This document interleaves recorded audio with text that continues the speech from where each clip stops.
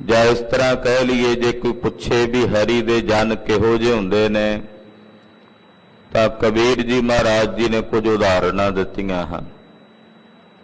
ਕਹਿੰਦੇ ਜਿਵੇਂ ਰਾਹ ਵਿੱਚ ਪਿਆ ਹੋਵੇ ਰੋੜਾ, ਕਿ ਹਰੀ ਦੇ ਜਨ ਉਹਦੇ ਸਮਾਨ ਹੁੰਦੇ, ਮਾਣ ਬਮਾਨ ਛੱਡ ਕੇ ਰਸਤੇ ਦੇ ਰੋੜੇ ਵਾਂਗੂ ਪਏ ਰਹਿੰਦੇ ਐ। ਕਹਿਣ ਲੱਗੇ ਰੋੜੇ ਵਾਂਗੂ ਕਿਵੇਂ ਹੋ ਸਕਦੇ ਨੇ? ਰੋੜਾ ਤਾਂ ਰਾਹ ਵਿੱਚ ਚੱਲਣ ਵਾਲੇ ਮੁਸਾਫਰਾਂ ਨੂੰ ਦੁੱਖ ਦਿੰਦਾ ਹੈ। ਹਰੀ ਦੇ ਜਨ ਤਾਂ ਕਿਸੇ ਨੂੰ ਦੁੱਖ ਨਹੀਂ ਦਿੰਦੇ। ਕਹਿੰਦੇ ਫਿਰ ਇਸ ਤਰ੍ਹਾਂ ਹੋਣਗੇ ਜਿਵੇਂ ਖੇਹ ਹੁੰਦੀ, ਵੀ ਖੇਹ ਦੇ ਸਮਾਨ ਮਿੱਟੀ ਤੇ ਜ਼ਮੀਨ ਤੇ ਰਹਿੰਦੇ ਹਨ। ਕਹਿੰਦੇ ਖੇਹ ਸਮਾਨ ਵੀ ਨਹੀਂ ਹਨ, ਕਿਉਂਕਿ ਖੇਹ ਉੱਡ ਕੇ ਲੋਕਾਂ ਦੇ ਸਰੀਰ ਦੇ ਅੰਗਾਂ ਨੂੰ ਮਲਨ ਕਰਦੀ ਹੈ। ਫਿਰ ਕਹਿੰਦੇ ਪਾਣੀ ਦੇ ਸਮਾਨ ਹੋਣਗੇ, ਪਾਣੀ ਨਿਵਾਣ ਨੂੰ ਚੱਲਦਾ ਹੈ।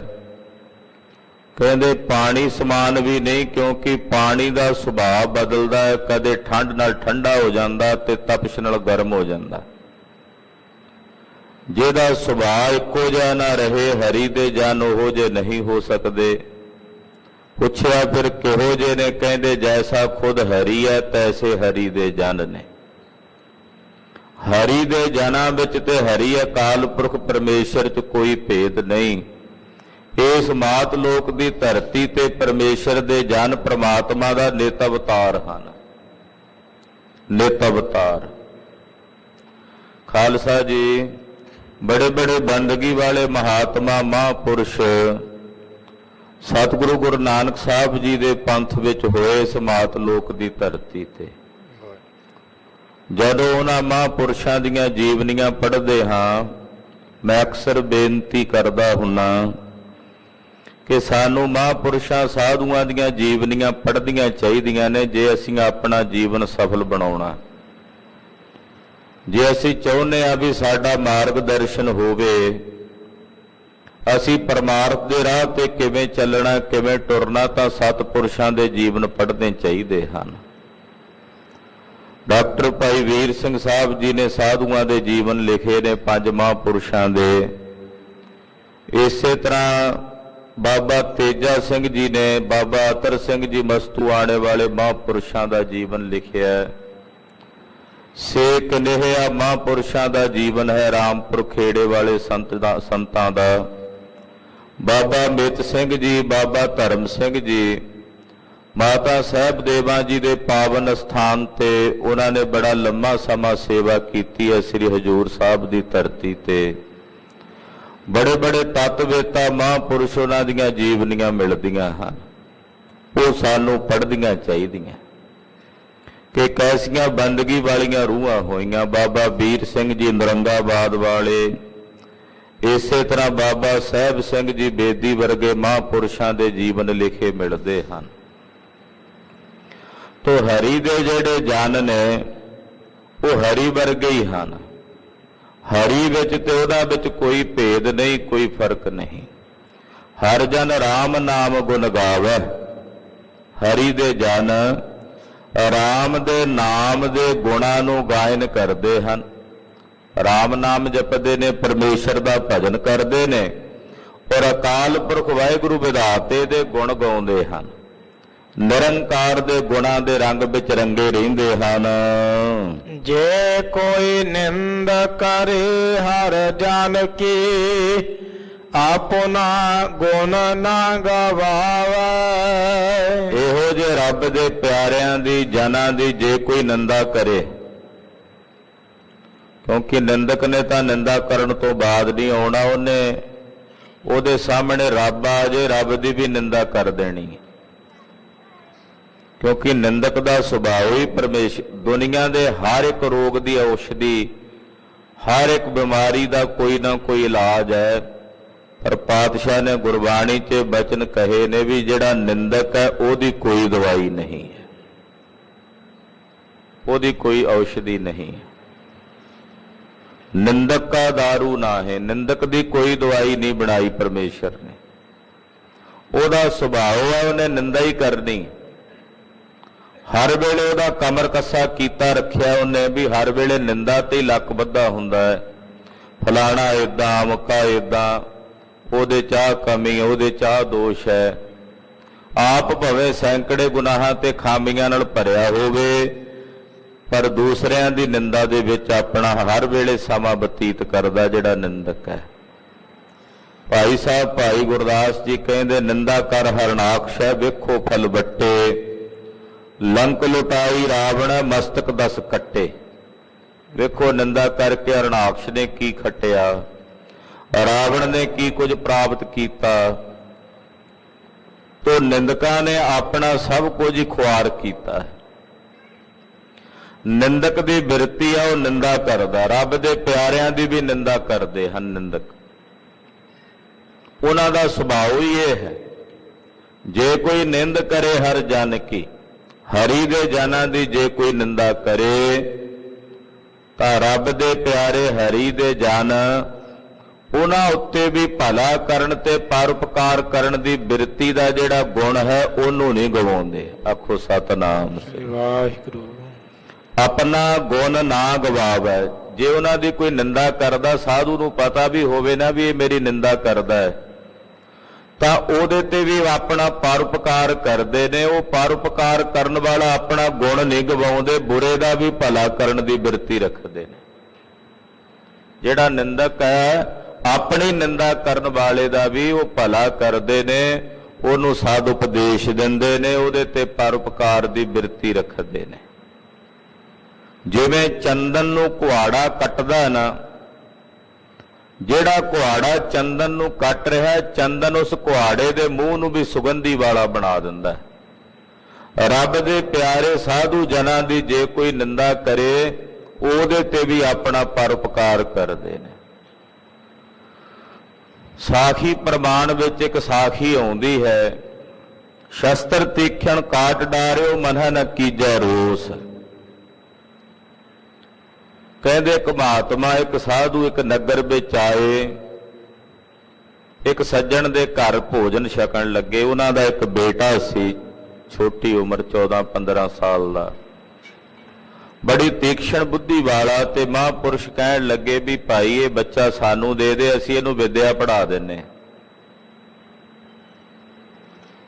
ਉਹਨਾਂ ਵੇਲਿਆਂ ਵਿੱਚ ਮਹਾਂਪੁਰਸ਼ ਸਾਧੂ ਵਿਦਿਆਵਾਨ ਹੁੰਦੇ ਸਨ। ਕਹਿਣ ਲੱਗੇ ਵੀ ਇਹਨੂੰ ਵਿਦਿਆ ਪੜ੍ਹਾ ਦਿੰਨੇ ਆ, ਇਹ 4 ਅੱਖਰ ਵਿਦਿਆ ਦੇ ਪੜ੍ਹ ਜਾਏਗਾ, ਦੇਸ਼ ਕੌਮ ਦੀ ਸੇਵਾ ਕਰੇਗਾ। ਉਹ ਕਹਿਣ ਲੱਗਾ, ਸੰਤ ਜੀ ਆਪ ਜੀ ਲੈ ਜਾਓ। ਉਸ ਬੱਚੇ ਨੂੰ ਨਾਲ ਲੈ ਗਏ, ਵਿਦਿਆ ਪੜ੍ਹਾਉਣੀ ਸ਼ੁਰੂ ਕੀਤੀ। ਸਾਲ 2 ਸਾਲ 3 ਸਾਲ ਬੀਤ ਗਏ ਤੇ ਪਿਓ ਨੂੰ ਫਿਕਰ ਪੈਣ ਲੱਗ ਪਿਆ। ਲੋਕਾਂ ਨੇ ਆਖਿਆ ਵੀ ਉਹਨੇ ਤਾਂ ਤੇਰੇ ਪੁੱਤਰ ਨੂੰ ਸਾਧ ਬਣਾ ਦੇਣਾ, ਹੁਣ ਨਹੀਂ ਘਰ ਪਰਤਦਾ, ਵੀ ਤੇਰਾ ਪੁੱਤਰ ਤੇਰੇ ਹੱਥੋਂ ਨਿਕਲ ਜਾਣਾ, ਸਾਧ ਬਣ ਜਾਣਾ। ਉਹਨੇ ਇੱਕ ਦਿਨ ਸਕੀਮ ਵਰਤੀ, ਸੰਤਾਂ ਨੂੰ ਘਰ ਸੱਦਿਆ, ਲੜਕਾ ਵੀ ਆਪਣਾ ਬੁਲਾ ਲਿਆ। ਸੰਤਾਂ ਦੇ ਭੋਜਨ ਦੇ ਵਿੱਚ ਕੁਝ ਵਿਸ਼ੈਲੀ ਵਸਤੂ ਦਿੱਤੀ ਔਰ ਉਹਨਾਂ ਦੇ ਪ੍ਰਾਣ ਕੱਢ ਲਏ।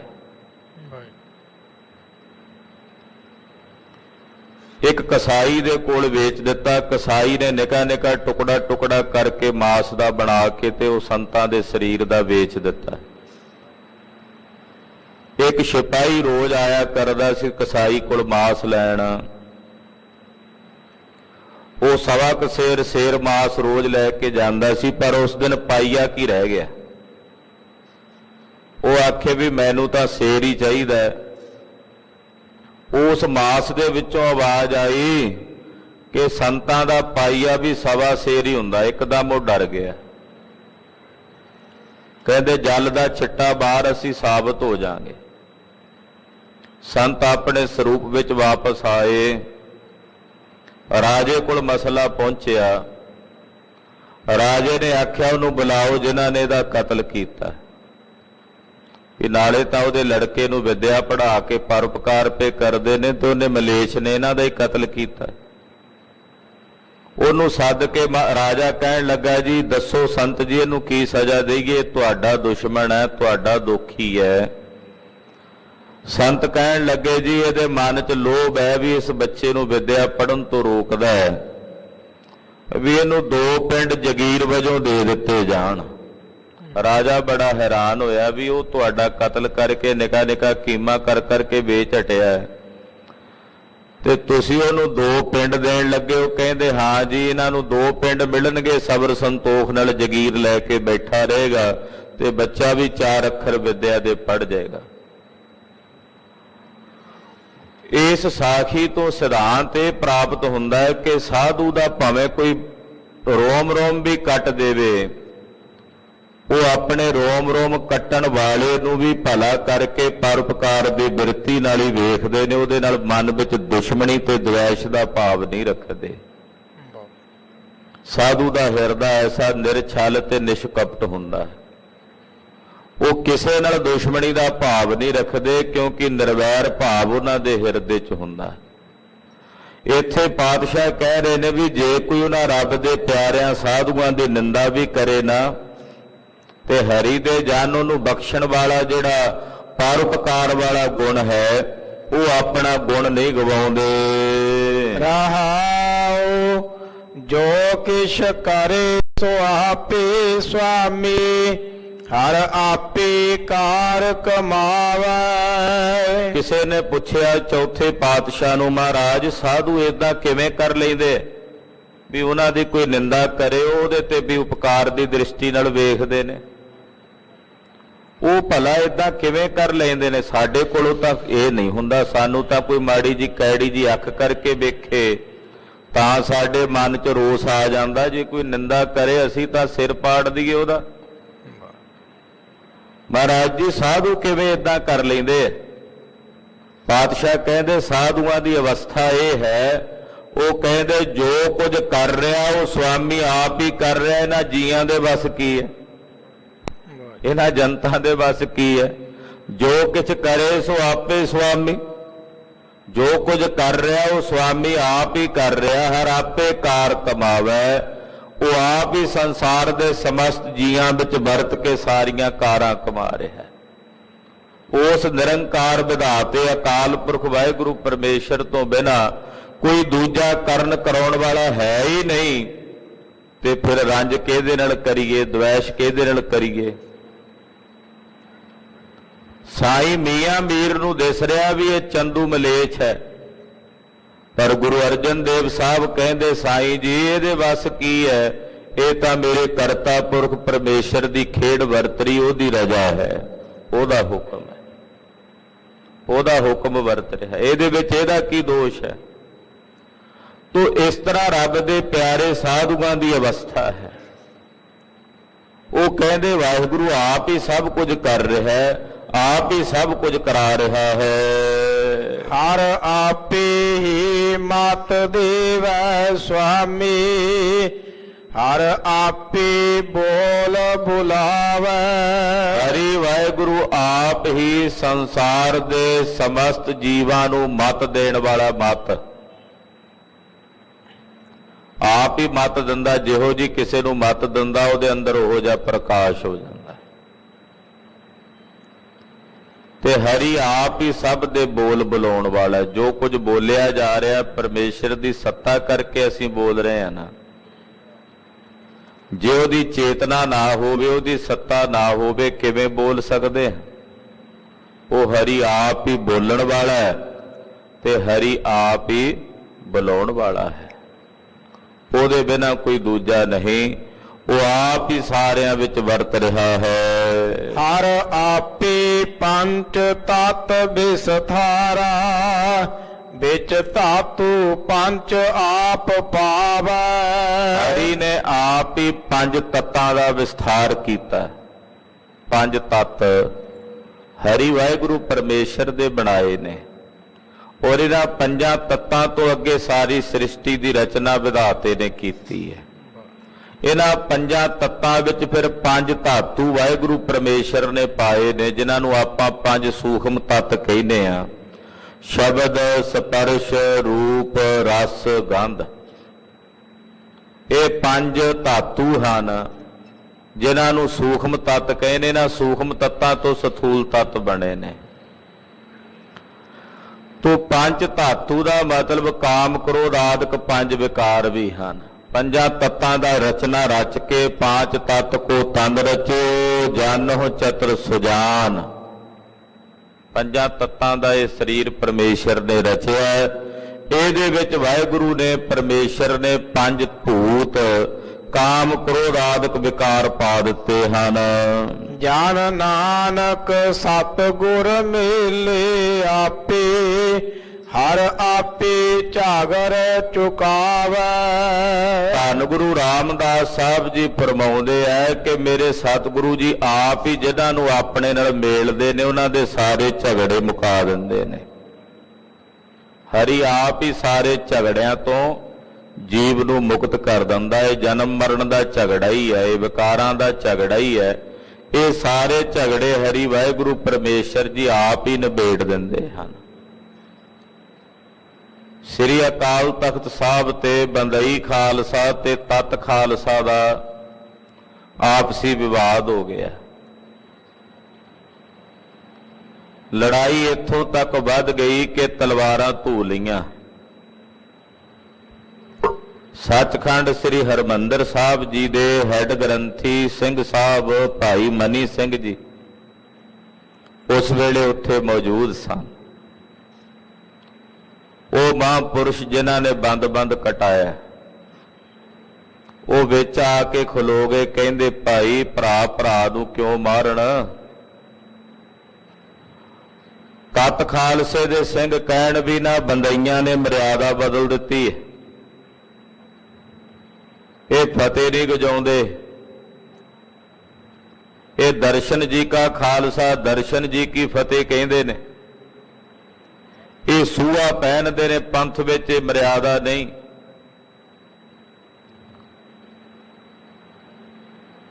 ਭਾਈ ਮਨੀ ਸਿੰਘ ਜੀ ਕਹਿਣ ਲੱਗੇ ਕਿ ਇਹ ਫੈਸਲਾ ਤੁਸੀਂ ਗੁਰੂ ਰਾਮਦਾਸ ਸਾਹਿਬ ਤੇ ਕਿਉਂ ਨਹੀਂ ਛੱਡ ਦਿੰਦੇ? ਜੇ ਝਗੜਾ ਗੁਰੂ ਰਾਮਦਾਸ ਸਾਹਿਬ ਨਿਬੇੜਨ ਤੇ ਯਕੀਨ ਕਰੋਗੇ? ਕਹਿੰਦੇ ਜੀ ਹਾਂ। ਦੋ ਚਿੱਠੀਆਂ ਲਿਖੀਆਂ, ਇੱਕ ਤੇ ਲਿਖਿਆ ਵਾਹਿਗੁਰੂ ਜੀ ਕਾ ਖਾਲਸਾ ਵਾਹਿਗੁਰੂ ਜੀ ਕੀ ਫਤਿਹ, ਦੂਜੀ ਚਿੱਠੀ ਤੇ ਲਿਖਿਆ ਦਰਸ਼ਨ ਜੀ ਕਾ ਖਾਲਸਾ ਦਰਸ਼ਨ ਜੀ ਕੀ ਫਤਿਹ। ਉਹ ਬੰਦਈਆਂ ਵੱਲੋਂ ਸੀ। ਭਾਈ ਮਨੀ ਸਿੰਘ ਸਾਹਿਬ ਨੇ ਧੰਨ ਗੁਰੂ ਰਾਮਦਾਸ ਸਾਹਿਬ ਦੇ ਚਰਨਾਂ 'ਚ ਅਰਦਾਸ ਕੀਤੀ। ਜਿੱਥੇ ਹਰ ਕੀ ਪੌੜੀ ਤੋਂ ਸੰਗਤਾਂ ਚੂੜਾ ਲੈਂਦੀਆਂ ਹਨ, ਉਸ ਅਸਥਾਨ ਤੇ ਆ ਕੇ ਦੋਵੇਂ ਚਿੱਠੀਆਂ ਸਰੋਵਰ 'ਚ ਪਾਈਆਂ। ਆਖਿਆ ਜਿਹੜੀ ਚਿੱਠੀ ਤਰ ਕੇ ਉੱਪਰ ਆ ਗਈ, ਸਮਝ ਲਓ ਫੈਸਲਾ ਗੁਰੂ ਰਾਮਦਾਸ ਸਾਹਿਬ ਨੇ ਉਹਦੇ ਪੱਖ ਦਾ ਕੀਤਾ। ਜਿਹਦੀ ਡੁੱਬ ਗਈ ਉਹਨੂੰ, ਜਿਹਦੀ ਤਰੀ ਹੋਈ ਚਿੱਠੀ ਹੋਵੇਗੀ ਉਹਦੀ ਮਰਿਆਦਾ ਮੰਨਣੀ ਪਏਗੀ। ਦੋਨਾਂ ਧਿਰਾਂ ਨੇ ਆਖਿਆ ਜੀ ਸਤ ਬਚਨ। ਜਦੋਂ ਚਿੱਠੀਆਂ ਪਾਈਆਂ, ਪਹਿਲੋਂ ਦੋਵੇਂ ਹੀ ਚਿੱਠੀਆਂ ਡੁੱਬ ਗਈਆਂ ਥੱਲੇ ਪਾਣੀ 'ਚ। ਫਿਰ ਵਿਚਾਰ ਹੋਣ ਲੱਗ ਪਈ ਵੀ ਜੇ ਦੋਵੇਂ ਹੀ ਚਿੱਠੀਆਂ ਡੁੱਬ ਗਈਆਂ ਇਹਦਾ ਮਤਲਬ ਵੀ ਦੋਨੇ ਹੀ ਸਮਾਪਤ ਹੋ ਜਾਣਗੇ। ਤੇ ਕਹਿੰਦੇ ਜੇ ਦੋਵੇਂ ਤਰ ਗਈਆਂ, ਕਹਿੰਦੇ ਜੇ ਦੋਵੇਂ ਤਰ ਗਈਆਂ ਤੇ ਫਿਰ ਦੋਨਾਂ ਦੀ ਮਰਿਆਦਾ ਚੱਲੇਗੀ। ਹਾਲੇ ਵਿਚਾਰ ਹੋ ਹੀ ਰਹੀ ਸੀ, ਦੋਵੇਂ ਚਿੱਠੀਆਂ ਡੁੱਬ ਗਈਆਂ। ਇੱਕ ਵਾਰ ਅਰਦਾਸ ਕੀਤੀ, ਅਕਾਲ ਪੁਰਖ ਜੀ ਜਿਹੜਾ ਪੰਥ ਰਹੇਗਾ ਉਹਦੀ ਚਿੱਠੀ ਤਾਰੋ। ਇੱਕ ਚਿੱਠੀ ਤਰ ਕੇ ਉੱਪਰ ਆ ਗਈ ਜਿਹੜੀ ਤਤ ਖਾਲਸੇ ਦੀ ਸੀ, ਜਿਹਦੇ ਤੇ ਲਿਖਿਆ ਸੀ ਵਾਹਿਗੁਰੂ ਜੀ ਕਾ ਖਾਲਸਾ ਵਾਹਿਗੁਰੂ ਜੀ ਕੀ ਫਤਿਹ। ਆਖਿਆ ਤਤ ਖਾਲਸਾ ਰਹੇਗਾ, ਇਹ ਗੁਰੂ ਰਾਮਦਾਸ ਸਾਹਿਬ ਦਾ ਫੈਸਲਾ ਹੈ। ਸਤਿਗੁਰੂ ਜੀ ਝਗੜੇ ਨਿਬੇੜਦੇ ਹਨ। ਪਾਤਸ਼ਾਹ ਨੇ ਪ੍ਰਤੱਖ ਰੂਪ ਦੇ ਵਿੱਚ ਇਹ ਕਲਾ ਵਰਤਾਈ। ਤੂੰ ਕਹਿੰਦੇ ਸਾਡੇ ਅੰਦਰ ਵੀ ਨਿਤ ਝਗੜੇ ਹੀ ਹੋ ਰਹੇ ਨੇ ਵਿਕਾਰਾਂ ਨਾਲ। ਇਹ ਸਾਰੇ ਝਗੜੇ ਸਤਿਗੁਰੂ ਜੀ ਜਦੋਂ ਤਰਸ ਦੇ ਘਰ ਵਿੱਚ ਆਉਂਦੇ, ਕਿਰਪਾ ਦੇ ਘਰ ਵਿੱਚ ਆਉਂਦੇ ਤਾਂ ਸਾਰੇ ਝਗੜੇ ਨਿਬੇੜ ਦਿੰਦੇ ਹਨ।